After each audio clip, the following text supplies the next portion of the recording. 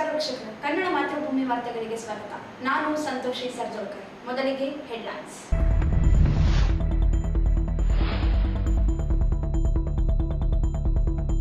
ಮಾನವಿಯಲ್ಲಿ ಅಕ್ರಮ ಮರಳು ದಂಧೆಕೋರರೊಂದಿಗೆ ಪೊಲೀಸ್ ಪೇದೆ ಹಲ್ಲೆ ಘಟನೆ, 2 ಆರೋಪಿಗಳ ಬಂಧನ.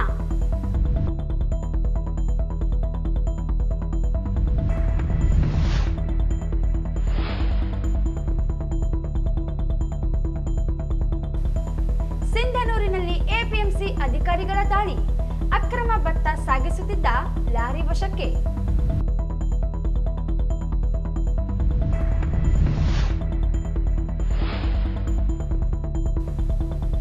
ಮಾರ್ಚ್ 14ರಂದು ಹೋಳಿ ಹಬ್ಬ, ಶಾಂತಿ ಸೌಹಾರ್ದಯುತ ಆಚರಣೆಗೆ ಸಹಕರಿಸಿ. ಉಮೇಶ್ ಕಾಂಬ್ಳೆ.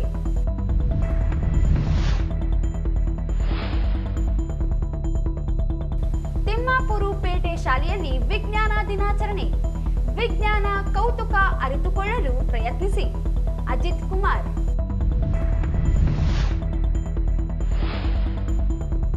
ವಾಲ್ಮೀಕಿ ವಿಶ್ವವಿದ್ಯಾಲಯದಲ್ಲಿ ಅಂತಾರಾಷ್ಟ್ರೀಯ ಮಹಿಳಾ ದಿನಾಚರಣೆ, ಸಂವಿಧಾನ ಎಲ್ಲರಿಗೂ ಸಮಾನ ಹಕ್ಕು ನೀಡಿದೆ. ಅಕ್ಕಯ್ಯ ಪದ್ಮಶಾಲಿ. ವಾರ್ತೆಗಳ ವಿವರ. ಅಕ್ರಮ ಮರಳು ಸಾಗಾಣಿಕೆ ತಡೆಯಲು ಹೋದ ಮಾನ್ವಿ ಠಾಣೆಯ ಮುಖ್ಯ ಪೊಲೀಸ್ ಪೇದೆ ಲಕ್ಷ್ಮಣ ಇವರ ಮೇಲೆ ಬುರಾಹಾನಪುರ ಗ್ರಾಮದ ಈರಣ್ಣ ನಾಯಕ್ ಮತ್ತು ದೇವರಾಜ್ ನಾಯಕ್ ಹಲ್ಲೆ ಮಾಡಿರುವ 2ರನ್ನು ಪೊಲೀಸರು ಬಂಧಿಸಿದ್ದಾರೆ. ಚೀಕಲಪರ್ವಿ ಗ್ರಾಮದ ಬಳಿಯ ತುಂಗಭದ್ರಾ ನದಿಯಿಂದ ಈರಣ್ಣ ನಾಯಕ್ ಮತ್ತು ದೇವರಾಜ್ ನಾಯಕ್ ಇಬ್ಬರು ಸಹೋದರರು ತಮ್ಮ ಟ್ರ್ಯಾಕ್ಟರ್ನಲ್ಲಿ ಅಕ್ರಮವಾಗಿ ಮರಳು ತುಂಬಿ ಸಾಗಣೆ ಮಾಡುತ್ತಿದ್ದಾಗ ಚೀಕಲಪರ್ವಿಯ ಚೆಕ್ ಪೋಸ್ಟ್ ಬಳಿ ಕರ್ತವ್ಯದಲ್ಲಿದ್ದ ಹೆಡ್ ಕಾನ್ಸ್ಟೇಬಲ್ ಲಕ್ಷ್ಮಣ್ ಅವರು ಅಕ್ರಮ ಮರಳು ಟ್ರ್ಯಾಕ್ಟರ್ ತಡೆದು ರಾಯಲ್ಟ್ ಚೆಕ್ ಮಾಡಲು ಹೋದಾಗ ಈರಣ್ಣ ನಾಯಕ್ ಮತ್ತು ದೇವರಾಜ್ ನಾಯಕ್ ಎಂಬ ಸಹೋದರರು ಏಕಾಏಕಿ ಪೊಲೀಸ್ ಪೇದೆ ಮೇಲೆ ಹಲ್ಲೆ ಎಸಗಿ ಅವಾಚ್ಯವಾಗಿ ಬೈದು ಸಮವಸ್ತ್ರ ಎಳೆದಾಡಿ ಎದೆಗೆ ಪೆಟ್ಟಾಗುವಂತೆ ಗುದ್ದಿ ಹಲ್ಲೆ ಮಾಡಿದ್ದಾರೆ ಎಂದು ತಿಳಿದು ಬಂದಿದೆ. ವಿಷಯ ತಿಳಿದು ಸ್ಥಳಕ್ಕೆ ಆಗಮಿಸಿದ ಪಿಎಸ್ಐ ವೀರೇಶ್ ನಾಯಕ್ ಹಲ್ಲೆಗೊಳಗಾದ ಲಕ್ಷ್ಮಣ್ ಇವರನ್ನು ಆಸ್ಪತ್ರೆಗೆ ದಾಖಲಿಸಿದ್ದಾರೆ. ಮುಖ್ಯ ಪೊಲೀಸ್ ಪೇದೆ ಲಕ್ಷ್ಮಣ್ ನೀಡಿರುವ ದೂರಿನ ಮೇರೆಗೆ ಹಲ್ಲೆ ನಡೆಸಿರುವ ಈರಣ್ಣ ನಾಯಕ್ ಮತ್ತು ದೇವರಾಜ್ ನಾಯಕ್ ಇಬ್ಬರ ವಿರುದ್ಧ ಪ್ರಕರಣ ದಾಖಲಿಸಿ 2ರನ್ನು ನ್ಯಾಯಾಂಗ ವಶಕ್ಕೆ ಒಪ್ಪಿಸಿದ್ದಾರೆ.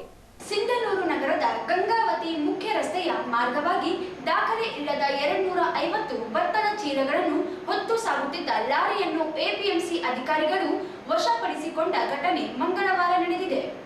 ಎಪಿಎಂಸಿ ಪರವಾನಿಗೆ ಸೇರಿ ಅಗತ್ಯ ದಾಖಲೆಗಳಿಲ್ಲದೆ ತಾಲೂಕಿನ 7ನೇ ಮೈಲ್ ಕ್ಯಾಂಪ್ನ ಗೋದಾಮಿನಿಂದ ಭತ್ತದ ಚೀಲಗಳನ್ನು ತುಂಬಿಕೊಂಡು ಕಾರಟಗಿಯ ಲಕ್ಷ್ಮೀ ಶ್ರೀನಿವಾಸ್ ರೈಸ್ ಮಿಲ್ಗೆ ಸಾಗಾಣಿಕೆಯ ಮಾಡುತ್ತಿರುವ ಮಾಹಿತಿ ಬಂದ ಹಿನ್ನೆಲೆಯಲ್ಲಿ ನಗರದ ಗಂಗಾವತಿ ಮುಖ್ಯ ರಸ್ತೆಯಲ್ಲಿ ಎಪಿಎಂಸಿಯ ಕಾರ್ಯದರ್ಶಿ ರವಿಚಂದ್ರ ಲಾರಿ ನಿಲ್ಲಿಸಿ ಪರಿಶೀಲನೆ ನಡೆಸಿದ್ದು, ಚಾಲಕ ವೆಂಕಟೇಶ್ ಸೇರಿ ಲಾರಿ KA 25B 2380 ಅನ್ನು ವಶಪಡಿಸಿಕೊಂಡಿದ್ದಾರೆ. ಇನ್ನು ಲಾರಿಯ ಮಾಲೀಕ ಅಧಿಕೃತವಾಗಿ ಗೊತ್ತಾಗಿಲ್ಲ, ಅವರಿಂದ ದಾಖಲಾತಿಗಳನ್ನು ಪಡೆಯುತ್ತೇವೆ ಎಂದು ಎಪಿಎಂಸಿ ಅಧಿಕಾರಿಗಳು ಮಾಹಿತಿ ನೀಡಿದರು.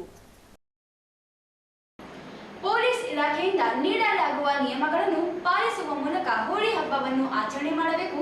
ಹಬ್ಬದ ಆಚರಣೆ ವೇಳೆ ದುರ್ನಡತೆ ಅಥವಾ ಅಹಿತಕರ ಘಟನೆಗಳು ಕಂಡುಬಂದಲ್ಲಿ ತಪ್ಪಿತಸ್ಥರ ವಿರುದ್ಧ ಸೂಕ್ತ ಕ್ರಮ ಕೈಗೊಳ್ಳಬೇಕು ಎಂದು ಸದರ್ ಬಜಾರ್ ಪೊಲೀಸ್ ಠಾಣೆಯ ಸಿಪಿಐ ಉಮೇಶ್ ಕಾಂಬ್ಳೆ ಹೇಳಿದರು. ಅವರು ನಗರದ ಸದರ್ ಬಜಾರ್ ಪೊಲೀಸ್ ಠಾಣೆಯಲ್ಲಿ ಹೋಳಿ ಹಬ್ಬದ ಹಿನ್ನೆಲೆಯಲ್ಲಿ ಹಮ್ಮಿಕೊಂಡಿದ್ದ ಶಾಂತಿ ಸಭೆಯ ಅಧ್ಯಕ್ಷತೆ ವಹಿಸಿ ಮಾತನಾಡಿದರು. ಹೋಳಿ ಹಬ್ಬ ಒಂದು ಧರ್ಮಕ್ಕೆ ಮಾತ್ರ ಸೀಮಿತವಾದ ಹಬ್ಬವಲ್ಲ, ಸರ್ವ ಧರ್ಮಗಳ ಸಮ್ಮಿಲನ ಮತ್ತು ಸೌಹಾರ್ದತೆಯ ಸಂಕೇತವಾಗಿದೆ. ಮಾರ್ಚ್ 13ರಂದು ರಾತ್ರಿ ಕಾಮದಹನ ಮತ್ತು ಮಾರ್ಚ್ 14ರಂದು ಬೆಳಿಗ್ಗೆ 8ರಿಂದ ಮಧ್ಯಾಹ್ನ 12 ಗಂಟೆಯವರೆಗೆ ಮಾತ್ರ ಸಂಪೂರ್ಣ ಹೋಳಿ ಹಬ್ಬವನ್ನು ಆಚರಣೆ ಮಾಡಬಹುದು. ಮಧ್ಯಾಹ್ನ 12ರ ನಂತರ ಮಹಾನಗರ ಪಾಲಿಕೆಯಿಂದ ನಗರದಾದ್ಯಂತ ನೀರು ಸರಬರಾಜು ಮಾಡಲಾಗುವುದು. ಮನೆಗಳನ್ನು ಸ್ವಚ್ಛಗೊಳಿಸುವುದು, ಸ್ನಾನ, ಪೂಜೆ, ನಾಡಿನ ಸಂಸ್ಕೃತಿ ಸಂಪ್ರದಾಯದಂತೆ ಹಬ್ಬವನ್ನು ಆಚರಿಸಬೇಕು ಎಂದರು. ಎರಡನೇದಾಗಿ ಈ ಹೋಳಿ ದಹನ ಏನಿರುತ್ತಲ್ಲ, ಕಾಮದಹನ, ಅದು ರಾತ್ರಿ 10 ಗಂಟೆ ಟೈಮಿಂಗ್ ಇದೆ. 10 ಗಂಟೆ ಒಳಗೆ ಎಲ್ಲರೂ ಕಾಮದಹನವನ್ನು ಹೋಳಿಯನ್ನು ಮುಗಿಸ್ಬೇಕಾಗುತ್ತೆ. ರಾತ್ರಿ ಲೇಟ್ ನೈಟ್ ಮಾಡಿಕೊಂಡು ಯಾರು ಕಾಮದಹನ ಮಾಡಲಿಕ್ಕೆ ಮಾಡಬಾರ್ದು. ಆಮೇಲೆ ಸಾರ್ವಜನಿಕ ಸ್ಥಳದಲ್ಲಿ ಎಸ್ಪೆಷಲಿ ರಸ್ತೆಯಲ್ಲಿ ಮಧ್ಯದಲ್ಲಿ ಹಾಕೊಂಡು ಕಾಮದಹನ ಮಾಡಬಾರ್ದು. ಅದ್ರ ಜೊತೆಗೆ ವೈರಿಂಗ್ಗಳ ಕಡೆ ಗಮನ ಹರಿಸ್ಬೇಕು. ಮೇಲ್ಗಡೆ ವೈರ್ಸ್ ಇರ್ತವೆ, ಅಥವಾ ಟ್ರಾನ್ಸ್ಫಾರ್ಮರ್ ಇರ್ತದೆ, ಅಥವಾ ಯಾವ್ದಾದ್ರು ಮಂದಿರ ಇರ್ತದೆ, ಮಸ್ಜಿದ್ ಇರ್ತದೆ, ಅಥವಾ ನಿಯರ್ ಬೈ ಯಾವುದೋ ಒಂದು ಸಿಲಿಂಡರ್ ಹಚ್ಚಿರ್ತಾರೆ, ಅಂಗಡಿ ಇರುತ್ತೆ, ಅಥವಾ ಜನವಸತಿ ನಿಬಿಡ ಪ್ರದೇಶ ಇರ್ತದೆ, ಅಥವಾ ಹುಲ್ಲು ಹಾಕಿರ್ತಾರೆ, ಅಥವಾ ಬೇರೆ ಬೇರೆ ಯಾವುದೋ ಪ್ರದೇಶ ಇರುತ್ತೆ. ಸಡನ್ ಆಗಿ ಬೆಂಕಿ ಹಾಕುವ ಸಾಧ್ಯತೆ ಇರ್ತದೆ. ನೀವು ದಯವಿಟ್ಟು ಅದನ್ನ ಮಾಡಬೇಕಾದ್ರೆ ಏನು ಸಾಂಕೇತಿಕವಾಗಿ ಎಷ್ಟು ಸುಡಬೇಕು, ಸಂಪ್ರದಾಯದಂತೆ ವಿಧಿವಿಧಾನದಂತೆ ಎಷ್ಟು ಸುಡಬೇಕು ಅಷ್ಟು ಸುಟ್ಟು. ಇದಲ್ಲದೆ ಕಾಮದಹನದ ವೇಳೆ ನಗರದ ಮನೆಗಳ ಹಳೆ ಬಾಗಿಲುಗಳು, ಮನೆ ಬಳಕೆಯ ಇರಿಸಲಾಗಿರುವ ಕಟ್ಟಿಗೆಗಳನ್ನು ಕದ್ದು ತರುವುದು, ವಿದ್ಯುತ್ ದೀಪಗಳನ್ನು ಕಲ್ಲಿನಿಂದ ಹೊಡೆಯುವುದು, ಮತ್ತೊಬ್ಬರ ಮನೆಯ ದೂರದರ್ಶನದ ಕೇಬಲ್ ವೈರ್ ಅಥವಾ ವಿದ್ಯುತ್ ವೈರ್ ಕೆಳಗೆ ಕಾಮದಹನ ಮಾಡುವುದು, ವಿದ್ಯುತ್ ತಂತಿಗಳ ಕೆಳಗೆ ಕಾಮದಹನ ಮಾಡುವುದು, ಕಾಮದಹನದ ಬೆಂಕಿ ಕಿಚ್ಚಿನಲ್ಲಿ ವಾಹನಗಳ ಹಳೆ ಟೈರ್ಗಳನ್ನು ಹಾಕುವುದು, ಮದ್ಯಪಾನ ಮಾಡಿ ಮತ್ತೊಬ್ಬರಿಗೆ ತೊಂದರೆ ಕೊಡುವುದು, ಪರಿಚಯವೇ ಇಲ್ಲದಂಥ ವ್ಯಕ್ತಿಗಳಿಗೆ ಬಣ್ಣ ಎರಚುವುದು, ಬಣ್ಣಗಳಲ್ಲಿ ರಾಸಾಯನ ದ್ರವಗಳನ್ನು ಬಳಸಿ ಮತ್ತೊಬ್ಬರಿಗೆ ಎರಚಿ ಅಹಿತಕರ ಘಟನೆಗಳನ್ನು ಸೃಷ್ಟಿ ಮಾಡಿದ್ದಲ್ಲಿ ಅಂತವರ ಮೇಲೆ ಸೂಕ್ತ ಕಾನೂನು ಕ್ರಮ ಕೈಗೊಳ್ಳಲಾಗುವುದು ಎಂದು ಎಚ್ಚರಿಸಿದರು. ಯಾಕಂದ್ರೆ ನಾವು ಬೇರೆ ಬಂದೋಬಸ್ತು ನೋಡ್ಬೇಕಾಗುತ್ತೆ. ಅದ್ರ ಜೊತೆಗೇನೆ ನಾವು ಮುನ್ಸಿಪಾಲಿಟಿ ಮತ್ತೆ ಬೇರೆ ಡಿಪಾರ್ಟ್ಮೆಂಟ್ಗಳಿಗೆ ನೀರು ಬಿಡ್ಲಿಕ್ಕೆ ವ್ಯವಸ್ಥೆ 12 ಗಂಟೆಗೆ ಕೇಳ್ತಾ ಇದೀವಿ. 12 ಗಂಟೆಗೆ ನೀರು ಬಿಟ್ರೆ ಅಂದ್ರೆ ನಿಮ್ಗೆ ಏನಿದೆ ಬಡ ನಿಮ್ದು ಬಟ್ಟೆ ತೊಳ್ಕೊಳ್ಳೋದು, ನೀರಿನ ಡೈಲಿ ಏನ್ ಮಾಡ್ಬೇಕಂತ ಅವೆಲ್ಲನೂ ವಿಷಯ ಮಾಡ್ಕೊತಾರೆ. ನೀರು ಗೊತ್ತಾಗಿದೆಯಲ್ಲ ಎಲ್ಲರಿಗೂ, ಪ್ರತಿ ವರ್ಷ ಮಾಡ್ತೀವಿ. ನೀರಿಂದ ಕರೆಕ್ಟ್ 12 ಗಂಟೆಗೆ ಬಿಟ್ಟು ಅಂದ್ರೆ ಎಲ್ಲಾನು ಕ್ಲೋಸ್ ಆಗುತ್ತೆ. ಅವ್ರವ್ರು ತೊಳ್ಕೊಂಡು ಮುಗಿಸ್ಕೊಂಡು ಏನ್ ಮಾಡ್ತಾರೆ, ಪೀಸ್ಫುಲ್ ಆಗಿ ಹೋಗ್ತಾರೆ. ಆಮೇಲೆ ಎಲ್ಲ ನದಿಯಲ್ಲಿ ಎಲ್ಲ ಈಸಾಡ್ಲಿಕ್ಕೆ ಹೋಗ್ಬಿಡಿ. ಮತ್ತೆ ಅದೇ ಹೇಳ್ತೇವೆ ನಾವು, ಯಾಕಂದ್ರೆ ನಾವು ಸ್ವಿಮ್ಮಿಂಗ್ ಪೂಲ್ ಅಲ್ಲಿ ಹೋಗಿ, ಇಲ್ಲಾಂದ್ರೆ ನೀರಿನ ಟ್ಯಾಂಕಿಗಳಲ್ಲಿ ಹೋಗಿ, ಅಲ್ಲ ಕುಡಿಯೋ ನೀರು ನಾವು ಎಲ್ಲಿ ಯೂಸ್ ಮಾಡ್ತೀವೋ ಅಲ್ಲಿ ಎಲ್ಲ ಕಡೆ ಹೋಗಿ ನಾವು ಏನ್ ಮಾಡ್ತೀವಿ, ಬಣ್ಣ ಮೈ ಮ್ಯಾಗ ಹಾಕೊಂಡು ಅದ್ರೊಳಗೆ ಜಿಗಿದಿದ್ದೆ ಆದ್ರೆ ನಾಳೆ ಅದೇ ನೀರು ನಾವು ಫಿಲ್ಟರ್ ಆಗಿ ಮನೆಗೆ ಬರ್ತೇವೆ. ಅದೇ ನೀರನ್ನ ನಾವು ಬಳಸ್ಬೇಕಾಗುತ್ತೆ. ನಾವು ಸುಮ್ಮನೆ ನನಗೇನಾಗದೆ ಕೂಡ ನಾನು ಒಬ್ಬನ ಜಿಗಿದ್ರೆ ಏನಾಗುತ್ತೆ ಅಂತಂದ್ರೆ ಇಡೀ ಊರಿಗೆ ಅದು ಎಲ್ಲ ಕಲುಷಿತ ನೀರು ಹೋಗುತ್ತೆ. ಎಲ್ಲರಿಗೂ ಸಹಿತ ಆರೋಗ್ಯ ಸಮಸ್ಯೆ ಕಾಡುತ್ತೆ. ಆದ ಕಾರಣ ಈ ಹೋಲಿ ಸಂಬಂಧ ಒಳ್ಳೆಯ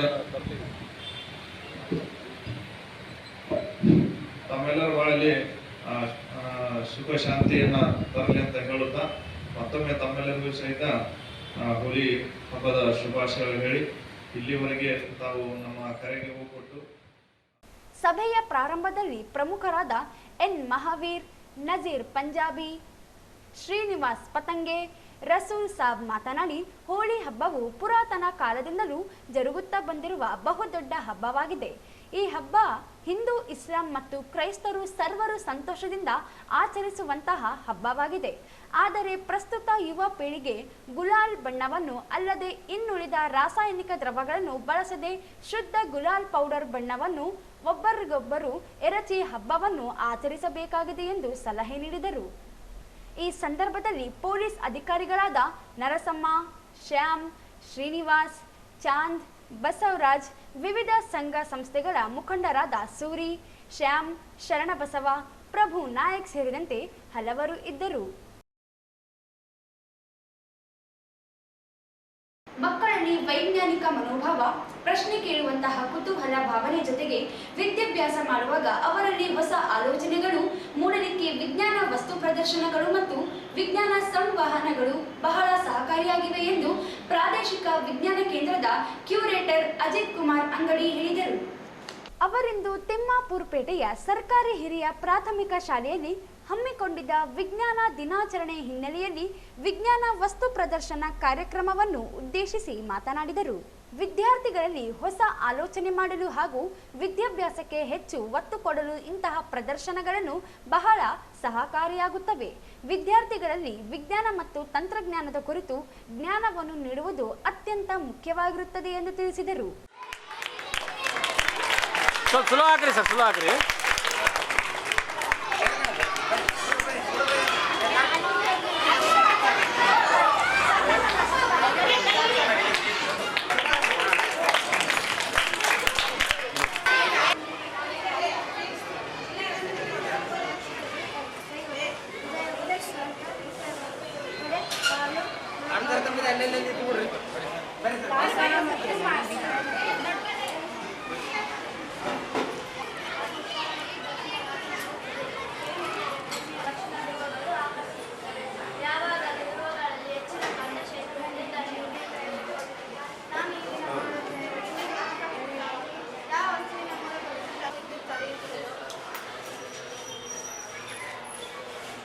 ತಂತಿ ಮೂಲಕ ವಿದ್ಯುತ್ ಹರಿಯುತ್ತದೋ ವಿದ್ಯುತ್ ಪಿನ್ನಿನ ಮೂಲಕ ವಿದ್ಯುತ್ ಹರಿಯುತ್ತದೋ ಇವು ವಿದ್ಯುತ್ ವಾಹಕಗಳು. ವಿದ್ಯುತ್ ಆವಾಹಕಗಳು. ಕಟ್ಟಿಗೆ ಮೂಲಕ ವಿದ್ಯುತ್ ಹರಿಯುವುದು.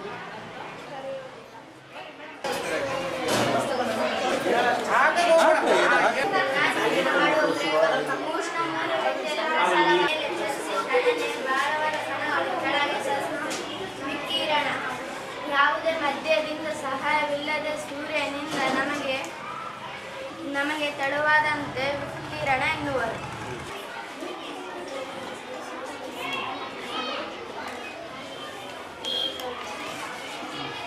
ವಾಹನ ಅಣುಗಳಿಂದ ಅಣುಗಳಿಗೆ ಪ್ರಸಾರವಾಗುತ್ತದೆ.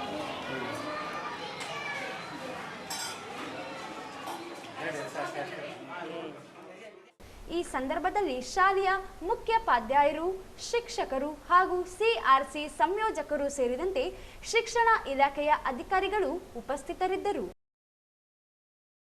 ಲಿಂಗತ್ವ ಅಲ್ಪಸಂಖ್ಯಾತರಾದ ನಾವು ಅಂತರಲಿಂಗವನ್ನು ನಿರ್ಧರಿಸುವ ಮಹಾಲಿಂಗಿಗಳಾಗಿದ್ದೇವೆ. ನಾವು ಭಿಕ್ಷಾಟನೆ ಮಾಡುವುದಕ್ಕೆ ಮಾತ್ರ ಸೀಮಿತವಲ್ಲ, ನಾವು ಕೂಡ ಕಲಾವಿದರು. ಸಂವಿಧಾನ ಸಮಾಜದಲ್ಲಿ ಲಿಂಗತ್ವ ಅಲ್ಪಸಂಖ್ಯಾತರು ಸೇರಿದಂತೆ ಸರ್ವರಿಗೂ ಸಮಾನ ಅವಕಾಶ ನೀಡಿದೆ ಎಂದು ಬೆಂಗಳೂರಿನ ಲೇಖಕಿ ಮತ್ತು ಲೈಂಗಿಕ ಅಲ್ಪಸಂಖ್ಯಾತರ ಹೋರಾಟಗಾರರಾದ ಅಕ್ಕಯ್ಯ ಪದ್ಮಶಾಲಿ ಅಭಿಪ್ರಾಯ ವ್ಯಕ್ತಪಡಿಸಿದರು. ರಾಯಚೂರಿನ ಆದಿಕವಿ ಶ್ರೀ ಮಹರ್ಷಿ ವಾಲ್ಮೀಕಿ ವಿಶ್ವವಿದ್ಯಾಲಯದ ಸಭಾಂಗಣದಲ್ಲಿ ಹಮ್ಮಿಕೊಳ್ಳಲಾಗಿದ್ದ ಅಂತಾರಾಷ್ಟ್ರೀಯ ಮಹಿಳಾ ದಿನಾಚರಣೆಯ ಅಂಗವಾಗಿ ಎಲ್ಲ ಮಹಿಳೆಯರು ಮತ್ತು ಹುಡುಗಿಯರಿಗಾಗಿ ಹಕ್ಕುಗಳು, ಸಮಾನತೆ, ಸಬಲೀಕರಣ ವಿಷಯ ಕುರಿತು ಕಾರ್ಯಕ್ರಮವನ್ನು ಉದ್ಘಾಟಿಸಿ ಲಿಂಗತ್ವ ಅಲ್ಪಸಂಖ್ಯಾತರ ಕುರಿತು ಸಮಾಜಕ್ಕಿರುವ ತತ್ಸಾರದ ವಿರುದ್ಧ ಅಕ್ಕಯ್ಯ ಪದ್ಮಶಾಲಿ ಮಾತನಾಡಿ, ಅವರ ಸಮುದಾಯದ ನೋವುಗಳನ್ನು ಹಂಚಿಕೊಳ್ಳುವುದರ ಜೊತೆಗೆ ಹೋರಾಟದಿಂದಲೇ ಸಂವಿಧಾನದ ಗುರಿಗಳನ್ನು ತಲುಪಬೇಕಿದೆ ಎಂದರು.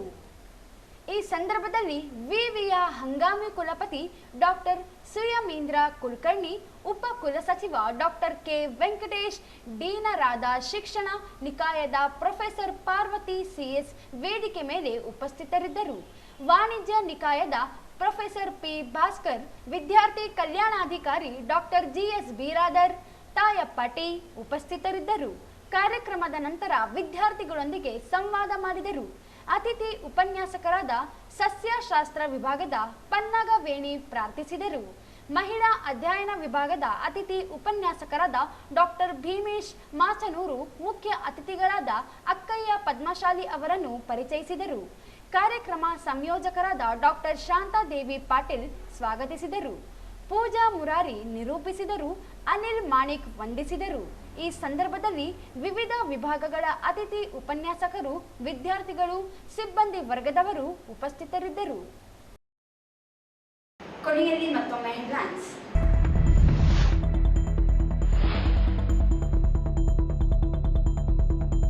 ಮಾನವಿಯಲ್ಲಿ ಅಕ್ರಮ ಮರಳು ದಂಧೆಕೋರರೊಂದಿಗೆ ಪೊಲೀಸ್ ಪೇದೆ ಹಲ್ಲೆ ಘಟನೆ, 2 ಆರೋಪಿಗಳ ಬಂಧನ.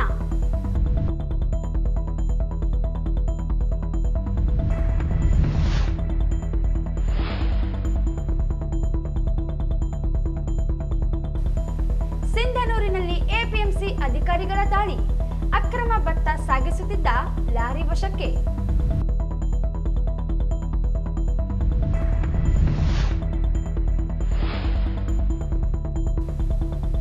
ಮಾರ್ಚ್ 14ರಂದು ಹೋಳಿ ಹಬ್ಬ, ಶಾಂತಿ ಸೌಹಾರ್ದಯುತ ಆಚರಣೆಗೆ ಸಹಕರಿಸಿ. ಉಮೇಶ್ ಕಾಂಬ್ಳೆ.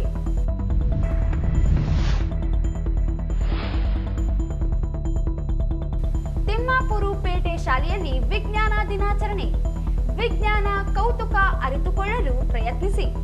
ಅಜಿತ್ ಕುಮಾರ್.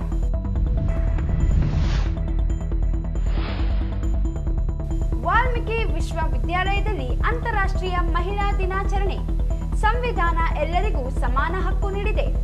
ಅಕ್ಕಯ್ಯ ಪದ್ಮಶಾಲಿ. ಇಲ್ಲಿಗೆ ವಾರ್ತೆಗಳ ಪ್ರಸಾರ ಮುಕ್ತಾಯವಾಯಿತು. ಮುಂದಿನ ವಾರ್ತೆಗಳೊಂದಿಗೆ ಮತ್ತೆ ಭೇಟಿಯಾಗೋಣ. ವಂದನೆಗಳು.